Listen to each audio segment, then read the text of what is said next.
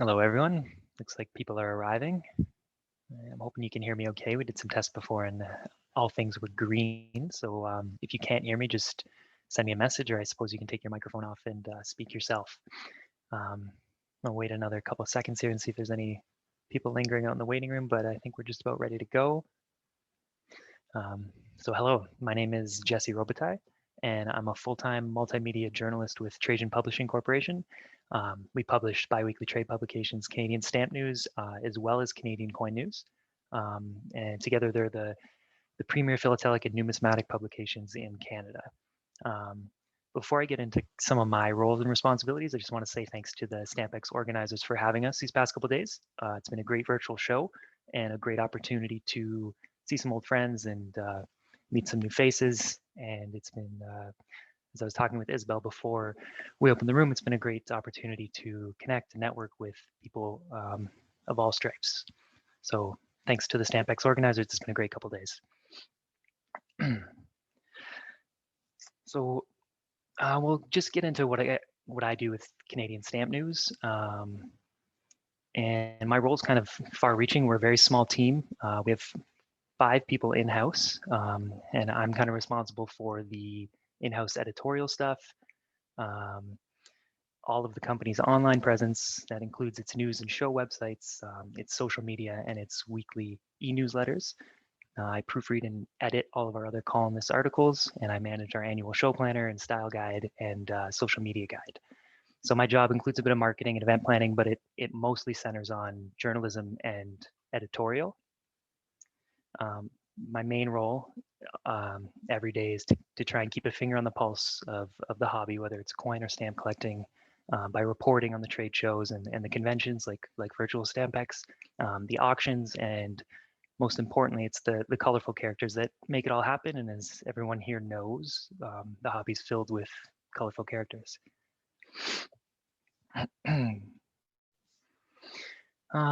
So yeah, we also, on that in-house staff, again, we have our editor, Mike Walsh. He's also at the booth this weekend if you want to stop by. We're at C8. We have our layout and ad manager, Jim Slepbacki, and we have our in-house administration, circulation, and supply staff, Lori Nadeau and Penny Evers. So a bit of history about the company. As I mentioned, the parent company is Trajan Publishing, and we can trace our roots back to 1963. So it's been nearly 6 decades. And that's when we launched our first flagship publication, and that was Canada Coin News. It's since been renamed Canadian Coin News, but it was June 3rd, 1963. And a man named Chet Krause, longtime resident of Iola, Wisconsin, not a Canadian, he launched, again, what was then known as Canada Coin News. The publication's first editor was Cale Jarvis, and he later wrote a numismatic column for the Globe and Mail, which was then known as Canada's national newspaper. It's still a pretty prominent newspaper here in Canada. In his opening editorial of Canada Coin News, Jarvis said the publication would strive, and I quote, to be all things to Canadian numismatics. And today, Trajan's brands, including Canadian Stamp News, continue to fulfill his promise to provide, and as he wrote back in 1963, on-the-spot reports of major conventions, in-depth studies of current trends, mint reports, feature stories, club news, and introductions to noteworthy personalities of the hobby. So again, those colorful characters. It's been the same for 60 years. So not to talk too much about coins or CCN, but just a little bit more. That inaugural 24-page issue of Canada Coin News has since become a collector's item, not unlike the coins that continue to drive our content today. As mentioned, it was originally a US product. It was first typeset and printed in Wisconsin, where Chet Krause was from, although its writers resided in Canada.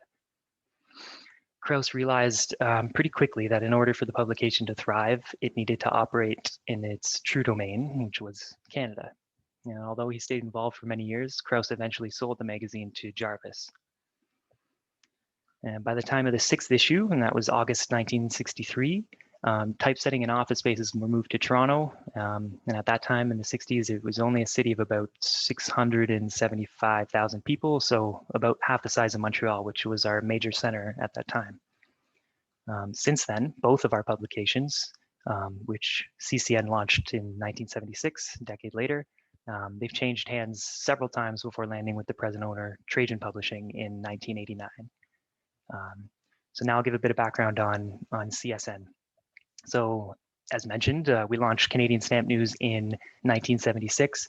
Since then, we've been Canada's top source of information about stamp collecting and related fields such as postal history, deltiology for the postcard collectors, and quite a bit more. The majority of our readers are Canadian, so we concentrate on the Canadian collecting scene, but we do venture out into major stories of interest to all kinds of collectors worldwide. So for example, the One Cent Magenta, as I'm sure you've all seen, will be up for sale again soon. I think the auction date is in June, but don't quote me on that. So that is something we will cover because it's such a significant story and it's such an interesting story. And I'm very eager to see who's going to be the next owner to kind of carry on that colorful provenance. But yes, back to what we cover in CSN.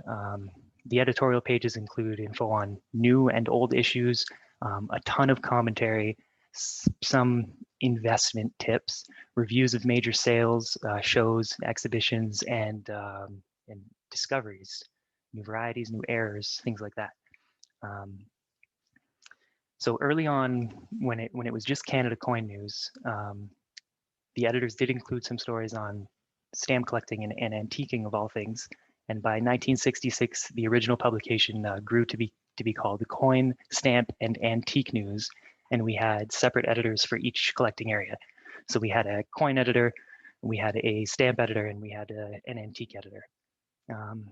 That version of the newspaper, Coin, Stamp, and Antique News, hit a record 88 pages with what was then a pretty impressive 4-color cover with the issue dated August 31st, 1970. So we stuck with that format for a bit, but by 1976, interest in Philately grew so much that the then publisher Don Thomas split the content into separate coin and stamp magazines, creating Canadian Stamp News.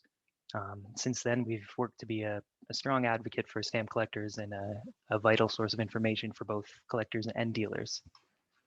In 1987, both of our publications were sold to Metroland Media. It's a division of Torstar, and that company owns the Toronto Star, which was then Canada's largest daily newspaper.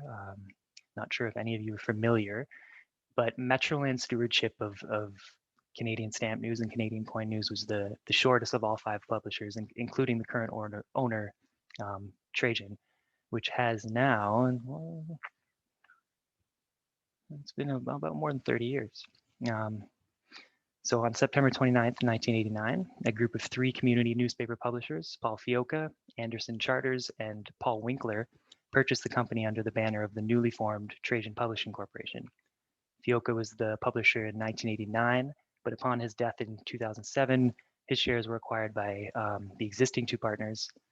Winkler ran the day-to-day until he sold his shares in 2013 to Richard Groom and Mike Walsh. And as mentioned, Mike Walsh is the managing partner today, and he also serves as the editor of Canadian Stamp News and Canadian Coin News. So in addition to the print publications, we also have a presence at basically every major coin and stamp event in Canada, and in this case, across the pond, even though it's virtually. And we just keep on keeping on with our mission of promoting the hobbies as far and wide as possible. So some more recent history. In 2015, we also launched Coin and Stamp Supplies. And it is an effort to diversify a bit the ongoing decline of print advertising and just the changing ways of journalism and the news industry. So our online shop went live on November 28th, 2014. That was Black Friday. And since then, we've offered a range of popular coin and stamp supplies from a bunch of suppliers. We have an in-house customer service team. Again, that's Penny and Lori. And we actually have a bit of even more recent news. This just finalized earlier this month. We acquired a multi-million-dollar supply manufacturing company from Paris, Ontario, so just a bit west of us here. And we had started developing our own supplies based on conversations with collectors about a year ago. But now we have the capacity to actually manufacture and print those supplies ourselves. So it's great, and we're excited to hopefully get into a new warehouse in the area soon once the pandemic subsides a bit. So here I'd like to also plug our subscription discount. We're offering 40% off for new subscribers at Stampex. So if you are a new subscriber and you're interested in subscribing to a digital subscription, you'll get 40% off if you use the promo code STAMPEX at checkout. And you can see that at canadianstampnews.com/subscribe. And if anyone needs a hand with that, just let me know. You can reach me again at our booth at C8, or maybe in the collector's lounge. Just shoot me a private message or at the booth, and I'd be happy to help you and talk about a bit more about what we cover in the issue. And maybe in a few minutes, I'll share my screen and show you a sample of one of the latest issues. But aside from that, you're also invited to sign up to our free CSN newsletter. And it goes out weekly, and it highlights some of our top stories from the past week. Again, you can find that at canadianstampnews.com. And as a little teaser, just for all you folks, I don't know if anyone, if we've told anyone outside of the company yet, but we're also working on launching a series of podcasts. So it'll be a philatelic podcast and a numismatic podcast. We're still working on conceptualizing and ideating everything that goes into it, but we're hoping to have something launched this summer, definitely later this year. So we're excited. We're excited about that. And so aside from that, one more thing to mention about the company: all subscribers to either CSN or CCN receive a 20% discount on all of our supplies at Coin and Stamp Supplies. So if you are a collector, supplies are hugely important, and it's kind of a way to pay for your subscription if you spend just a nominal amount each year. So another thing Trajan does, we used to be in the show business before we were Trajan, back in the 90s, I believe it was, and we owned what was called the International Collectors Fair. It was based in Toronto. I think it was held in Toronto every time. We ended up selling it, but about a decade later, it was in 2015, and we returned to the show business when we bought what was then known as the National Postage Stamp Show from the Canadian Stamp Dealers Association. And so the CSDA is kind of like our PTS. They represent the dealers. The dealers follow a strict code of ethics, and everyone gets on very well. So since 2016, we bought the show in 2015. A year later, we started hosting 2 shows a year, much like Stampex, one in the spring, one in the fall, and we rebranded it as the National Postage Stamp and Coin Show. And that's been going on every year except for last year. So we host our shows in April, typically, the spring show. And so we just kind of, we didn't get it in before the pandemic started. So we haven't had a show since fall of 2019. So we're excited to get back out there. Hopefully this fall. We're booked for September, but depends on how many jabs we can get in arms. I assume it's much the same story in the UK. So for the show, as mentioned, it's a coin and stamp show. So we have about 50 dealers on the floor, a 2-session auction, a full slate of seminars, a competitive regional philatelic exhibition, and we get about 1,000 people coming through the door over the weekend. That philatelic exhibition that we host, it's at the spring show each spring, and it's actually hosted by the North Toronto Stamp Club, and they've been hosting it now, including last year, which was virtual because of the pandemic, but they've been hosting it for, I believe, 78 years. Now next year will be 79. So a little plug for the North Toronto Club. There are a bunch of great collectors in the club, and they're an endless source of information for my stories. And a bit about more about our show. One of our more prominent seminar speakers was New York Times journalist James Barron. So he came north to Mississauga, where we host our show, to speak about his fabulous book on the 1 cent magenta. We spoke a bit about that earlier. He had a great 1.5-hour long talk. He went over the entire history of the magenta in, again, his very colorful personality, and it was great to be able to meet him and see him speak in person. And a little bit more about Trajan. In addition to our magazine supplies and shows, we are also involved with publishing some other hobby-related publications, and that includes the Royal Philatelic Society of Canada's bi-monthly journal, the Canadian Philatelist. And so that kind of wraps it up, but I would like to show you, just give you a quick walkthrough of our website. So I'm going to try to share my screen now. And it looks like I have to make a quick change on my settings, but I will, because I'd like to show you all the digital issue and how that works. If you can just bear with me for one moment. But in the meantime, if anyone has a question or would like to talk about anything, feel free to throw the mic on and speak up, and I'd love to chat. I won't be very long, only a minute, but if someone has a question, we'll talk. Hi, I have a question. Sorry if I missed it at the beginning. How long have you been working with CSN, and are you a stamp collector? Okay, yes, I actually had a bit about that, but I didn't mention it yet. So I have been working with Trajan since 2015. So my first day was February 15th, 2015. I remember it very clearly because I was thrown right into the mix with a pretty prominent coin auction. It was the Landon collection, and in brief, not to bore you with coins or numismatics, it was a bunch of old communion tokens found in the attic of a church after being stored away, exquisitely perfect preservation for a century. So it was really exciting. It was a great opportunity to meet everyone on the coin side of the hobby right away. So I've been with Trajan since that time, again, February 2015. And am I a stamp collector? I am since that point. So I hate to admit it, but before I started with Trajan, I didn't even know the word philately or numismatics, to be honest.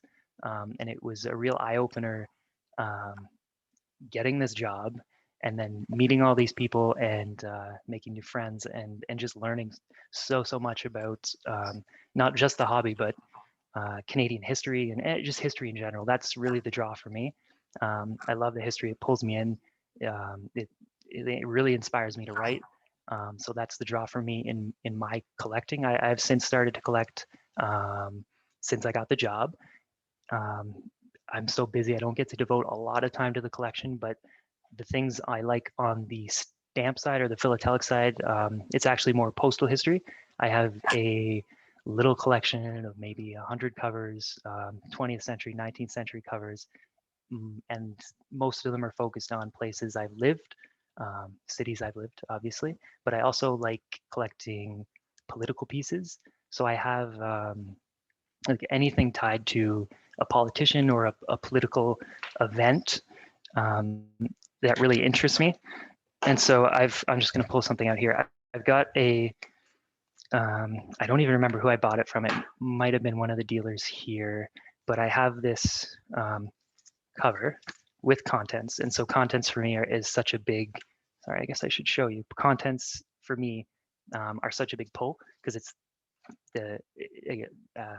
the history behind the cover, and it's the history behind the people, and it's never more accessible as when they provide you with a cover letter and a resume and things like that. So this was a former Liberal politician in 1984, just after his party suffered what was at the time the worst loss at the federal level in Canada. So the Liberals were in, it swung conservative pretty significantly that year. And this guy needed a new job, so he reached out to one of his former bosses to see what he could offer. And so things like that. He was used to work with the Liberals, so it's got that political tie. And I don't know why I like it, but I just love learning about the inner workings when it comes to politics. So I've got a little nascent collection, and there's not not much to it yet, but it doesn't matter what it is, and I just dive into it. It doesn't have to be too fancy or too expensive or too nice, but I just like learning about it. Was there anything Right. else you'd asked, Suzanne? No, that's it. And you can see the smile on your face. That's what it's about, isn't it? It doesn't matter how expensive it is. Like you say, you find these things and you fall in love with them. So it's great to hear. Yeah, and so last night, I don't know if you saw, Suzanne, but I made a little post with the picture I sent you guys, the promo picture. Oh yeah, with your dog, yeah. Yeah, with the dog. It was with this postcard. And so took the selfie, and then I was finally looking at some of this stuff for the first time in a little while, and then I decided last night to kind of dig into some research. And I shared it on Instagram, but I didn't share it with anyone at Stampex yet. But I was looking into the person who, the addressee rather of this postcard. So I don't know if you can read it, but it's Miss A.P. Smith. Yeah.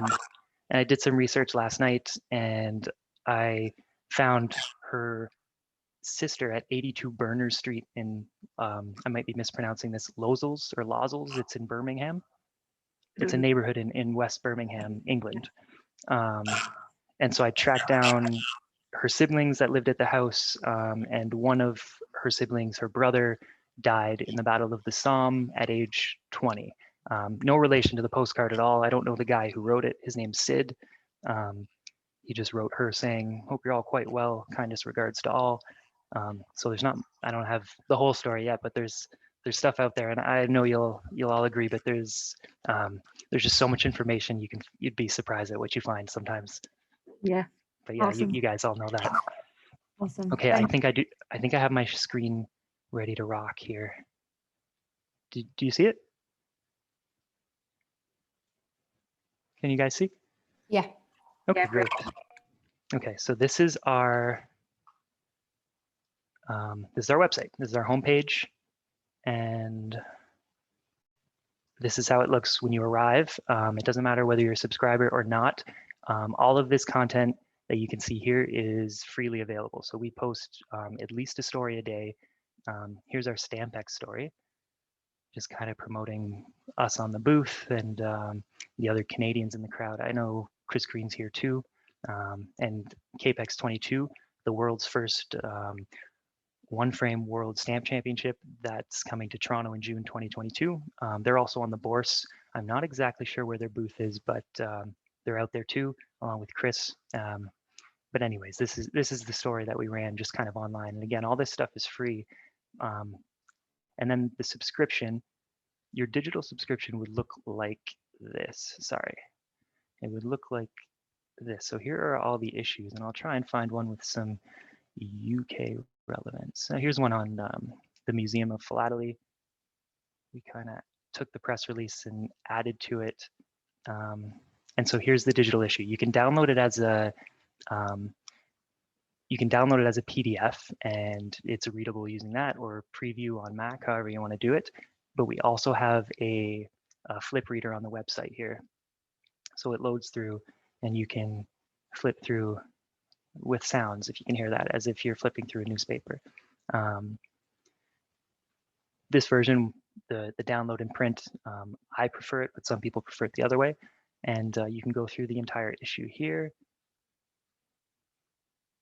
And yeah, that's what it looks like. You know how PDFs work, they're versatile. You can blow it up, make it small, whatever you want to do. And yeah, people have responded well to the digital issue. I think we launched it a bit before I joined in 2011, 12, around there. So we've been at it for a while, and yeah, it's definitely for foreigners, it's the affordable subscription option. But is there anything else anyone would like to see on the website or otherwise and talk about before I stop sharing the screen?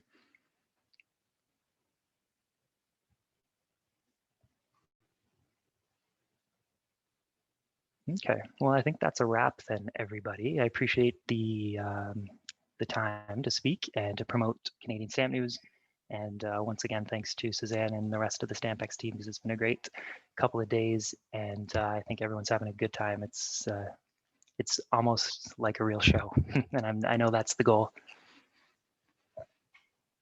Cool, thanks, Jesse. Thanks so much, Jesse. No, it's my pleasure.